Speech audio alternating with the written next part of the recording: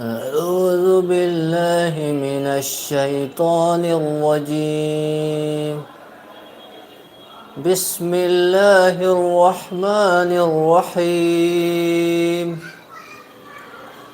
الحمد لله الذي أنزل على عبده الكتاب ولم يجعل له عوجا قيما لينذر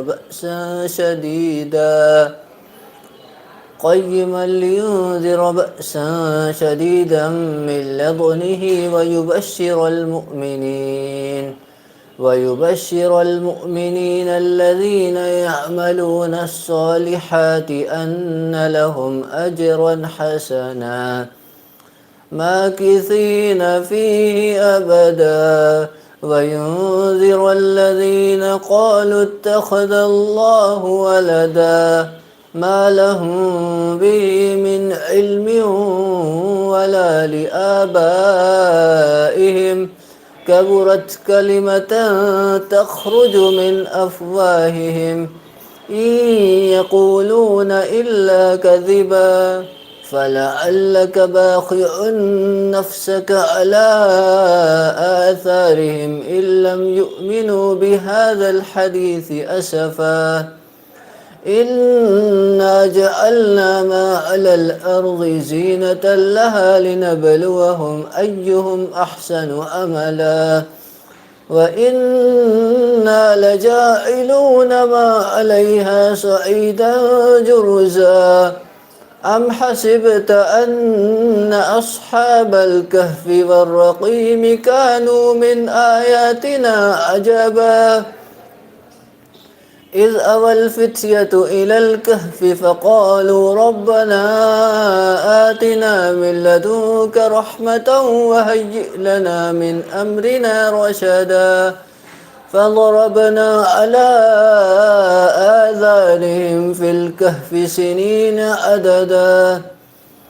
ثم بعثناهم لنعلم أي الحزبين أحصى لما لبثوا أمدا نحن نقص عليك نبأهم بالحق إنهم فتية آمنوا بربهم وزدناهم هدى وربطنا على قلوبهم إذ قاموا فقالوا ربنا رب السماوات والأرض لن ندعو من دونه إلها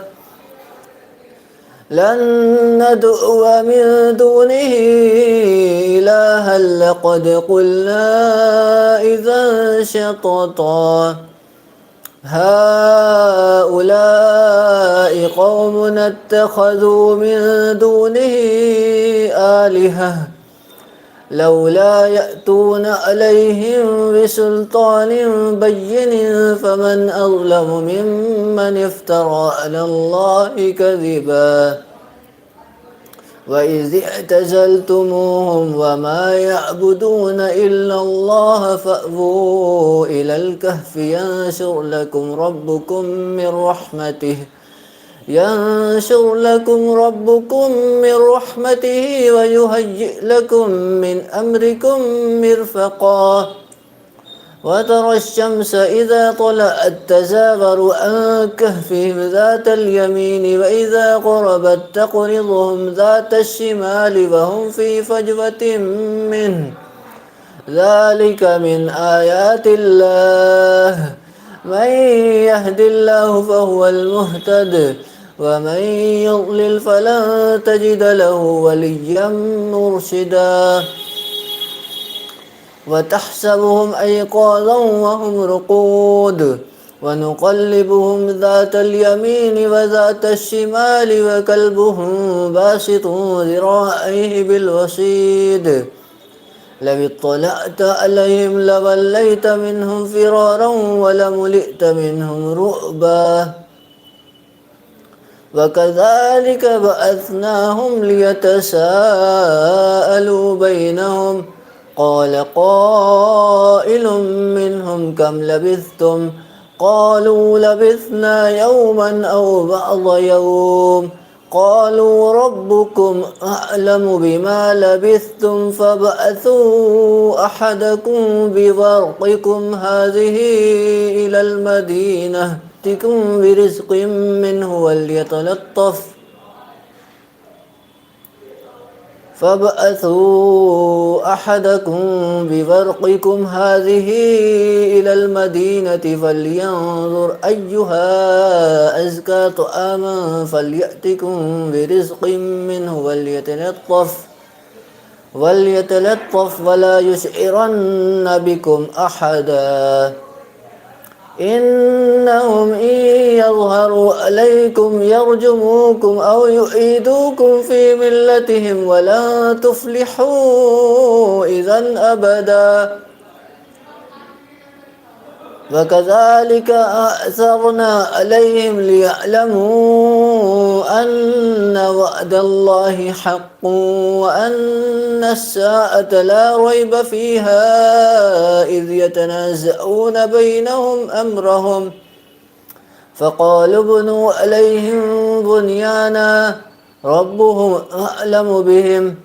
قال الذين غلبوا على أمرهم لنتخذن عليهم مسجدا سيقولون ثلاثة رابعهم كلبهم ويقولون خمسة سادسهم كلبهم رجما بالغيب ويقولون سبعة وثامنهم كلبهم قل ربي أعلم بعدتهم ما يعلمهم إلا قليل فلا تمار فيهم إلا مراء ظاهرا ولا تستفت فيهم منهم أحدا ولا تقولن لشيء إني فاعل ذلك غدا إلا أن يشاء الله واذكر ربك إذا نسيت وقل عسى أن يهديني ربي لأقرب من هذا رشدا ولبثوا في كهفهم 300 سنين وازدادوا 9 قل الله أعلم بما لبثوا له غيب السماوات والأرض أبصر به وأسمع ما لهم من دونه من ولي ولا يشرك في حكمه أحدا واتل ما أوحي إليك من كتاب ربك لا مبدل لكلماته ولن تجد من دونه ملتحدا واصبر نفسك مع الذين يدعون ربهم بالغداة والعشي يريدون وجهه ولا تعد عيناك عنهم تريد زينة الحياة الدنيا ولا تطع من أغفلنا قلبه عن ذكرنا واتبع هواه وكان أمره فرطا وقل الحق من ربكم فمن شاء فليؤمن ومن شاء فليكفر إنا أعتدنا للظالمين نارا أحاط بهم سرادقها وإن يستغيثوا يغاثوا بماء كالمهل يشفي الوجوه بئس الشراب وساءت مرتفقا إن الذين آمنوا وعملوا الصالحات إنا لا نضيع أجر من أحسن عملا أولئك لهم جنات عدن تجري من تحتهم الأنهار يحلون فيها من أساور من ذهب ويلبسون ثيابا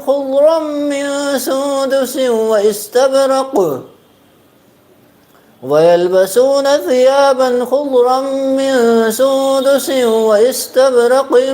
متكئين فيها على الأرائك نعم الثواب وحسنت مرتفقا نخل واضرب لهم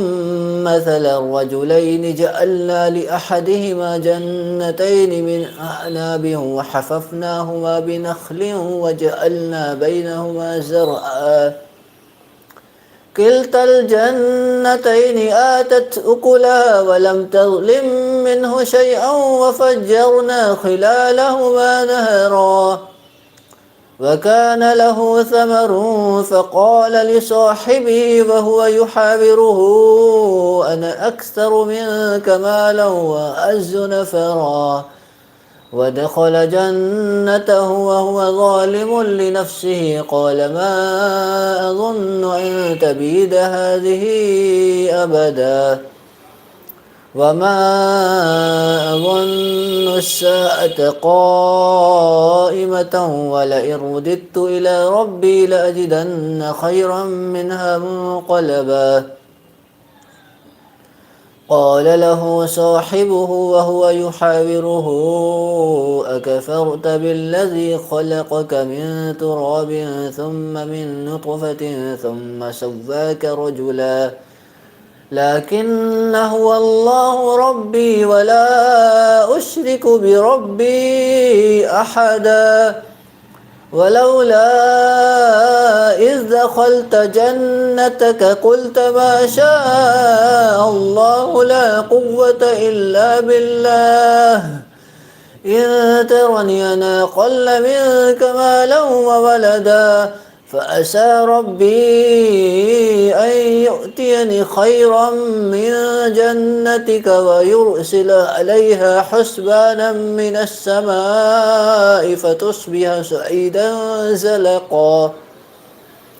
أو يصبح ماؤها غورا فلن تستطيع له طلبا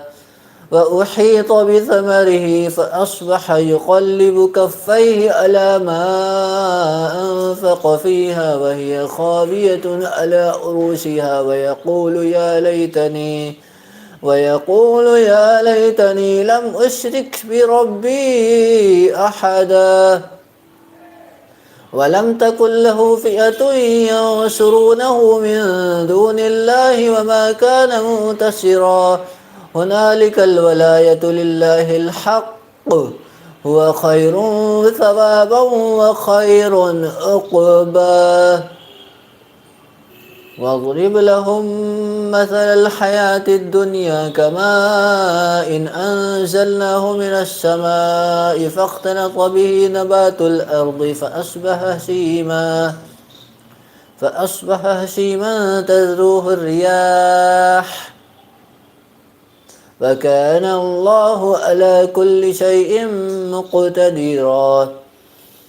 المال والبنون زينة الحياة الدنيا والباقيات الصالحات خير عند ربك ثوابا وخير أملا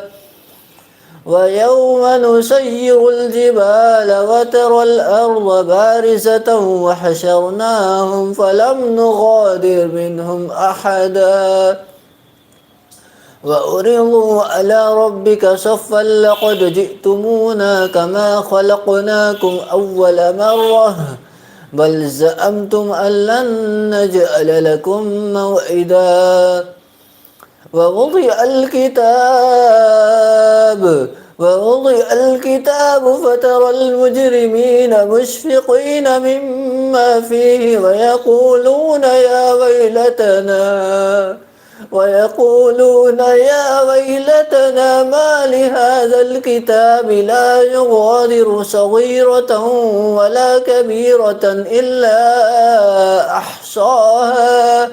ووجدوا ما عملوا حاضرا ولا يظلم ربك أحدا وإذ قلنا للملائكة اسجدوا لآدم فسجدوا إلا إبليس كان من الجن ففسق عن أمر ربه أفتتخذونه وذريته أولياء من دوني وهم لكم عدو بئس للظالمين بدلا ما أشهدتهم خلق السماوات والأرض ولا خلق أنفسهم وما كنت متخذ المضلين أضدا ويوم يقول نادوا شركائي الذين زعمتم ويوم يقول نادوا شركائي الذين زعمتم فدعوهم فلم يستجيبوا لهم وجعلنا بينهم موبقا ورأى المجرمون النار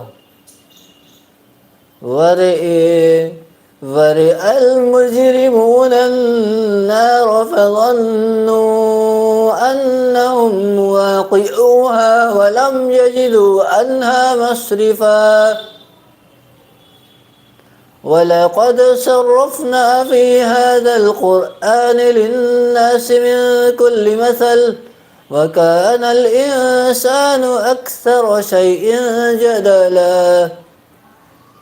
وما منع الناس أن يؤمنوا إذ جاءهم الهدى ويستغفروا ربهم إلا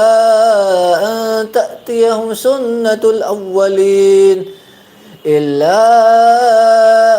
تأتيهم سنة الأولين أو يأتيهم العذاب قبلا وما نرسل المرسلين إلا مبشرين ومنذرين ويجادل الذين كفروا بالباطل ليدحضوا به الحق واتخذوا آياتي وما أنذروا هزؤا ومن أظلم ممن ذكر بآيات ربه فأعرض عنها ونسي ما قدمت يداه إنا جعلنا على قلوبهم أكنة أن يفقهوه وفي آذانهم وقرا وإن تدعهم إلى الهدى فلن يهتدوا إذا أبدا وربك الغفور ذو الرحمة لو يؤاخذهم بما كسبوا لأجل لهم العذاب بل لهم موعد لن يجدوا من دونه موئلا وتلك القرى أهلكناهم لما ظلموا وجعلنا لمهلكهم موعدا وإذ قال موسى لفتاه لا أبرح حتى أبلغ مجمع البحرين أو أمضي حقبا فلما بلغا مجمع بينهما نسيا حوتهما فاتخذ سبيله في البحر سربا فلما جاوزا قال لفتاه آتنا غداءنا لقد لقينا من سفرنا هذا نصبا قال أرأيت إذ أوينا إلى الصخرة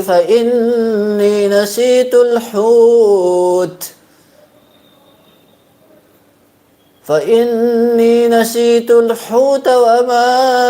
أنسانيه إلا الشيطان أن أذكره واتخذ سبيله في البحر عجبا قال ذلك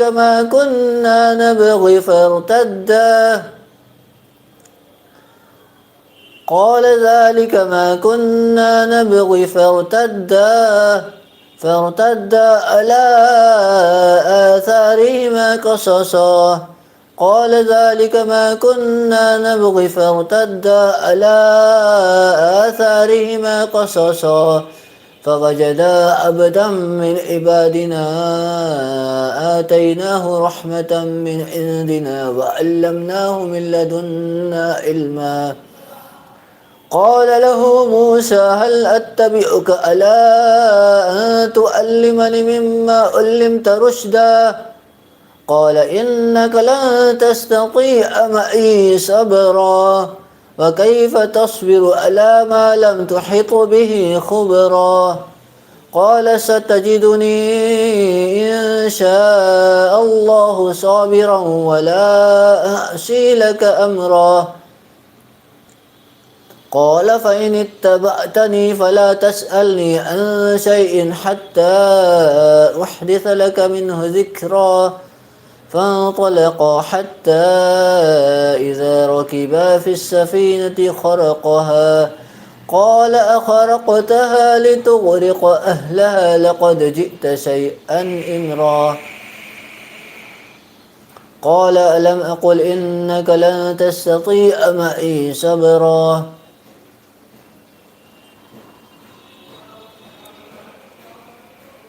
قال لا تؤاخذني بما نسيت ولا ترهقني من أمري أسرا. فانطلقا حتى إذا لقيا غلاما فقتله قال أقتلت نفسا زكية بغير نفس لقد جئت شيئا نكورا. قال ألم أقل لك إنك لن تستطيع معي صبرا. قال إن سألتك عن شيء بعدها فلا تصاحبني. قال إن سألتك عن شيء بعدها فلا تصاحبني قد بلغت من لدني عذرا. قال إن سألتك عن شيء بعدها فلا تصاحبني قد بلغت من لدني عذرا. قال إن سألتك عن شيء بعدها فلا تصاحبني قد بلغت من لدني عذرا. قد بلغت من لدني عذرا.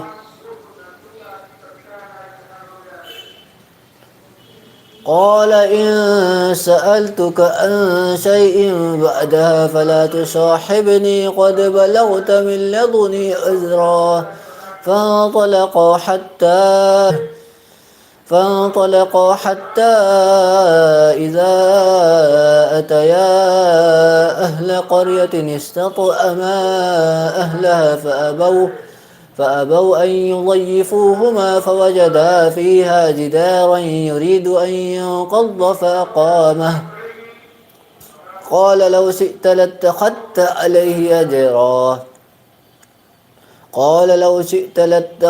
عليه أجرا. قال هذا فراق بيني وبينك سأنبئك بتأويل ما لم تستطع عليه صبرا. أما السفينة فكانت لمساكين يعملون في البحر فأردت أن أعيبها فكان وراءهم ملك يأخذ كل سفينة غصبا. وأما الغلام فكان أبواه مؤمنين فخشينا أن يرهقهما طغيانا وكفرا فأردنا أن يبدلهما ربهما خيرا منه زكاة وأقرب رحما.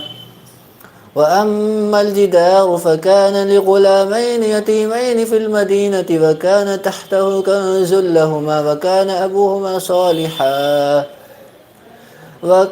أبوهما صالحا فأراد ربك أن يبلغا أشدهما ويستخرجا كنزهما رحمة من ربك وما فعلته عن أمري ذلك تأويل ما لم تستطع عليه صبرا. ويسألونك عن ذي القرنين قل سأتلو عليكم منه ذكرا. إنا مكنا له في الأرض وآتيناه من كل شيء سببا فأتبع سببا حتى إذا بلغ مغرب الشمس وجدها تغرب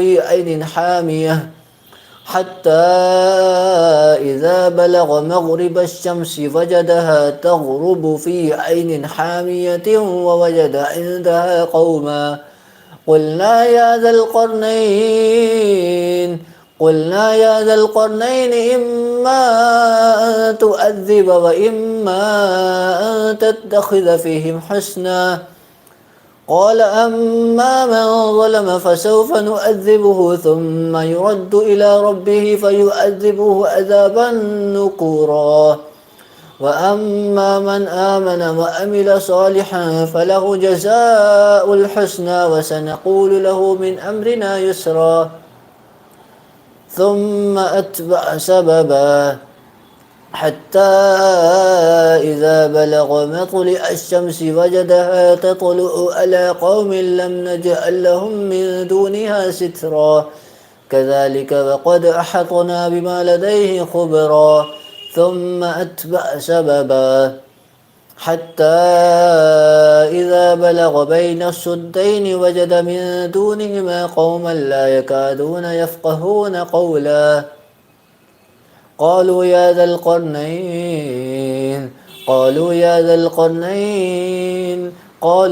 ذا القرنين إن يأجوج ومأجوج مفسدون في الأرض فهل نجعل لك خرجا على أن تجعل بيننا وبينهم سدا. قال ما مكني فيه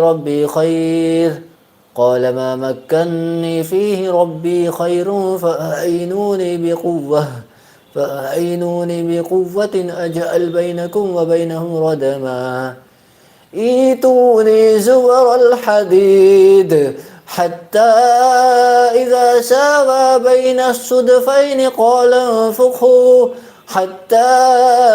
إذا جعله نارا قال ائتوني أفرغ عليه قطرا.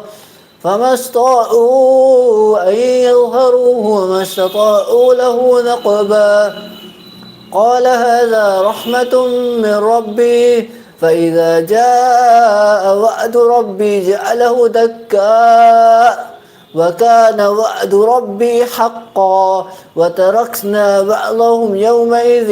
يموج في بعض ونفخ في السور فجمعناهم جمعا وأرضنا جهنم يومئذ للكافرين أرضا. الذين كانت أعينهم في غطاء عن ذكري فكانوا لا يستطيعون سمعا.